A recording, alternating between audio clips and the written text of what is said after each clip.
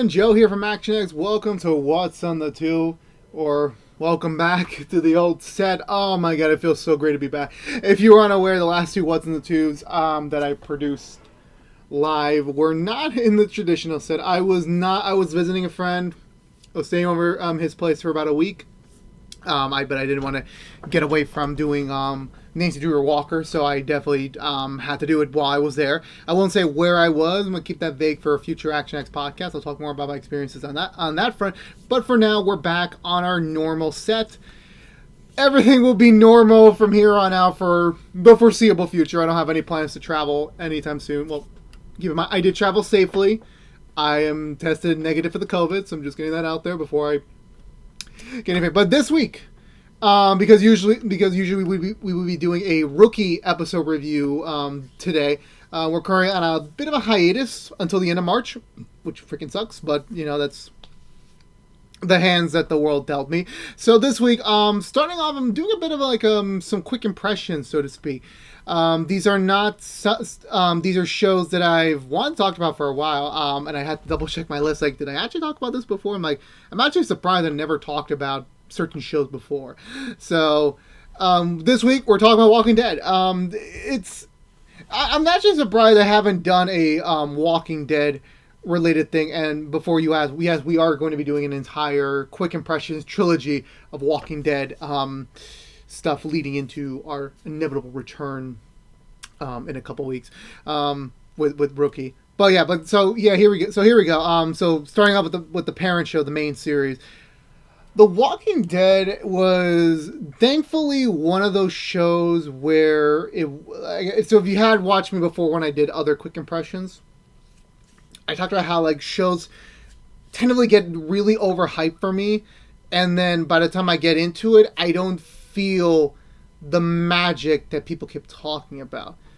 So in the case like Game of Thrones, for example, a lot of people talked about a lot about that show, and then I finally watched it. I didn't really get into it until like about maybe, I want to say like I never even got into it. Like maybe like it was around season 2, 3, 4, 5. It all had different intervals and moments where like I actually did get into the show, but it never really hooked me in as everyone else claimed to be. And yes, I can agree. Season 8 was not the best. So for Walking Dead, my history with the franchise began a little bit before season 6 concluded, where I believe that was around the time where like that was like I like to abbreviate, like as soon as I finally joined The Walking Dead live, like in terms of watching the new episodes live, as soon as I started, I knew the ratings declines. Like, it's my fault. It's my fault, everyone. I'm sorry, because after the season 6 finale and the season 7 premiere, which were the highest rated episodes in the show's history, the show just went downhill. Just like in terms of quality and in terms of ratings. So if you need someone to blame, you can blame me. So I got into The Walking Dead because it was A, being overhyped, and B, my friends, one of my best friends at the time, not anymore, and then some of my other best friends, they all recommended me, like, you should watch Walking Dead. It's so good. And then I also realized the season 7 premiere would be coming out on my birthday. So I was very excited, was very intrigued by that. So I was like, okay, you know what? I'll buy the DVDs. I'll start watching them, and I did. I think I watched them on Netflix first, and then I got them on DVD. I believe that was the order I got them in. So I watched all the seasons on Netflix, and I really enjoyed it. I still don't think it's as critically acclaimed as I think everyone had in the start. I definitely know like seasons 4 and 5 are definitely the strongest seasons of the show thus far. I will admit that.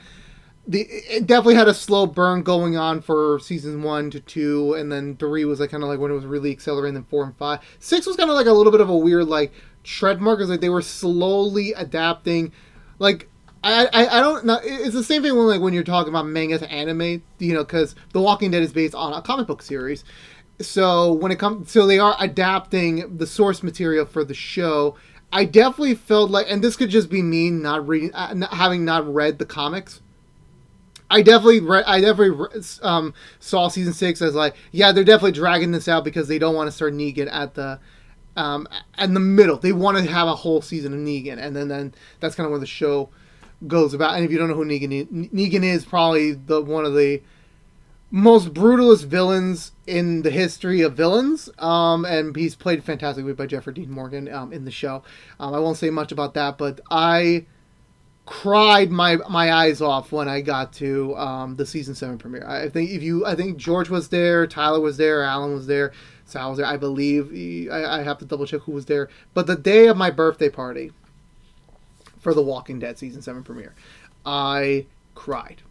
I legitimately cried. It's one of the very few things of media to have make me cry, and it is very hard to make me cry. I think the only other things that could have was Toy Story 3, Toy Story 4, and How to Train Your Dragon Hidden World. Those were the only other things I can mention. But in terms of TV show, this was so far the only TV show to ever make me cry, and I felt it. But before I go any further with that, I will, again, if you're unaware, this is a quick impression, so I will not be spoiling anything past the first episode, which is quite clever considering the fact the first episode is mostly about the original title protagonist, Rick Grimes, and played by the fantastic Andrew Lincoln. Gosh, what an actor. And I really like the way from what I remember from season 1, episode 1, I am very inclined to one day rewatch the whole series and maybe even do a every season reviewed for it with, maybe someone I can trust who is more up to date with Walking Dead than I am, or someone bigger than that. But the way they stylized the first episode was that this is not your traditional zombie outbreak, story. This had a very weird, not a very weird, but like a very interesting plot starter where our main character Rick Grimes has a unrelated accident, and then while he's in the coma from the accident, the zombie outbreak happened. And the only one thing I felt like was like a little bit kind of like, well, that's kind of like really like the whole like the plot armor is that how the hell do you have Rick Grimes in a coma with no one surveilling him for, I'm gonna say, weeks, and none of the walkers came inside to eat him? Like, I'm barely surprised that he got that lucky. And the thing is that it was mostly a solo episode, like, and this was just such a great way to like start the series, where it's like, what would happen if you woke up from a coma and then the world's over, the world's basically done, and everyone's fighting for survival, civilization as it is over, and oh my god, man, what a show. And as they continue season 1 and season 2, I slowly got into it. Like, the thing is that this is not really much of a spoiler, is that this is a zombie related thing. So the phrase "don't get used to characters too comfortably" is very much ringing true in this series. Don't get used to it. There's like there was one character from the beginning of the show that did not make it past the second season. I swear to God, I know because I read things online. I read how they deviate from the comics. It would have been very interesting to adapt that one character story in the comics to the show, but I guess they opted to deviate just to make the show special. And by this point in the series, like in terms of like right now where we are in season's 10's third segment, the bonus episodes as they call it, we're definitely in like, okay, the show's doing its own thing by this point, because the comics are over. Season 11, like they have a framework to what to do with the rest of the show with the comics, but they're really in the clear to like, we're gonna do whatever we want, because like, we've had a lot of actors left on time, a lot of actors that weren't even planning on leaving from the story perspective. There is so much change up, and I'm just thinking like, oof, damn. But I will say this in terms of like, this is not spoilers, this is my general opinion. I do definitely agree. Like season 7 was definitely the declining point for the show. I did not feel comfortable at all with how they were dragging the story out, how they were like literally. I described season 7 as, and I already mentioned Negan, and I apologize for my profanity here, so I apologize. I think I told George this at some point. Because George doesn't watch The Walking Dead anymore. He stopped after season 5. He came back for season 7's premiere for me, and then he left again. I described him season 7 was basically Negan shoving down his dick on everyone's throat. That was basically my one sentence summary of the season, and I was mostly on par. I mean, can you disagree with me or not? I mean, go ahead, you can try. I'm joking. Like, I know there's like, a lot more happened, but like for me, that was generally the whole point of the season. And even the 8th season was like hyped up so much because of the comics, and then you see from the show, I'm like, oof. I know it's a TV show, but like, damn, I'm already starting to see the wear and tear on this. And then, thankfully, season 9, we had a new showrunner, and I even made a Legend Talk episode about this topic, about the whole like new showrunners can breathe new life into the shows. Walking Dead was one of the examples I put in because season 9 had a whole new fresh start, fresh beginning, and it worked. It just worked so well. They used the comic material so well. They also used together this new creative leader, and it just worked. And right now, I think it's on the best creative path I can think of. Right now with the bonus episodes, I'm very iffy on it because I know like this is just meant to be a bonus storyline, not really part of the main storyline. This is meant to add additional development, which I don't mind per se, but I really would have preferred it that they just like maybe like absorbed into the 11th season, because like if you're unaware, the last season of the show is going to be a grand smacking 24 episodes. So think about 24 episodes. I'm pretty sure you can fit in this. Whatever. We'll see how it goes. We'll see. I'm very excited to see how the story is going to end in terms of the show, considering the fact that a lot of things has happened on the show in terms of the characters' directions, and then the franchise expanding and whatsoever. But in terms of like just keeping back to the starter of this, I very much enjoyed this.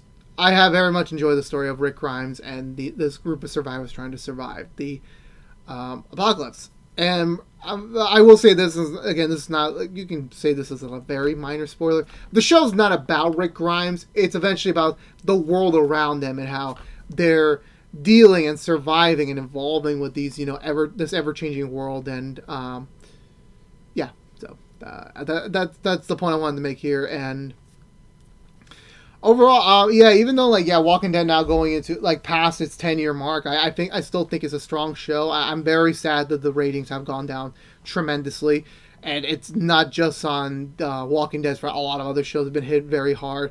It's very hard to maintain an audience in a streaming world. It's very hard, and there's a lot of new elements you have to add in there in terms of when do you think about in terms of renewing it. So you got all these elements here, but yeah. So for me, I'm going to give Walking Dead my personal recommendation of go watch it. It's on Netflix. I believe it's also on AMC Plus, I'm pretty sure. Otherwise, you can know all the DVDs, which I do. I just got the 9th season recently, so I'm very excited. When will season 10 come out on DVD? They gotta finish these bonus episodes. I was watching a bonus episode, and then I remember, oh damn, I have to do this recording, and then I had the title screen here, so I'm like, I'm just gonna reuse this title screen. No one's gonna mind. So yeah, 2 thumbs up in my book. I would really recommend The Walking Dead, and let me know in the comments below. What did you think of The Walking Dead? When did you start on the franchise? What do you think about the current direction? What was your worst season? What was your favorite season? Anything goes. I'm always there in the comments to talk below.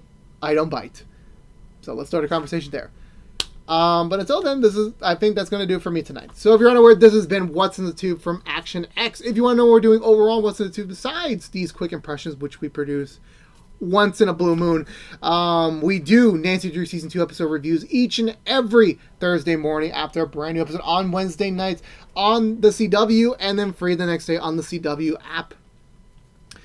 We also do Walker episode reviews each and every Friday morning after a brand new episode on Thursday nights on the CW, and then free the next day on the CW app as well.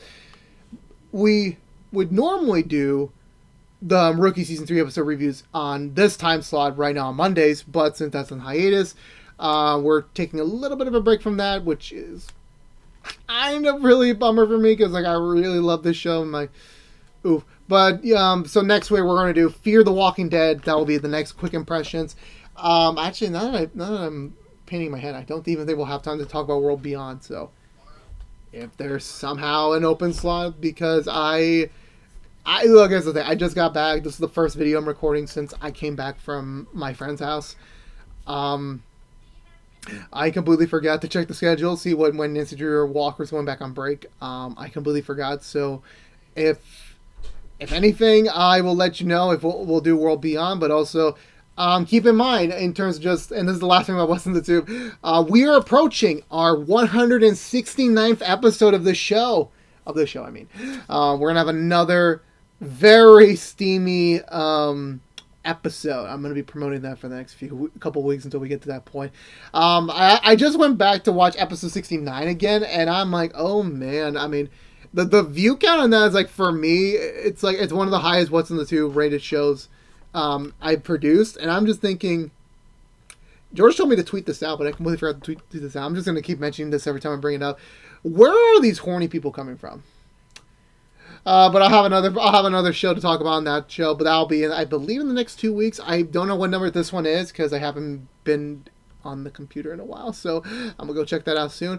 But again, if you're unaware, this has been What's in the Tube from ActionX. If you want to see more of us, please subscribe to ActionX on YouTube.com. Ring that bell for notification when our next episode review is live. Usually it's every Monday, Thursday, and Friday mornings. You like, favorite, share this review if you want to. It does help us get us out there to people who have yet to discover us. So please do that. It helps with the algorithm, and as well as it's for free. Follow us on Twitter to be updated when any updates for the channel. Follow us on Twitch for streaming stuff if we can stream again. And for all you out there, hope you're being safe out there, doing well. Be good to each other. And I'll see you all in, hopefully down the road or soon. Peace out.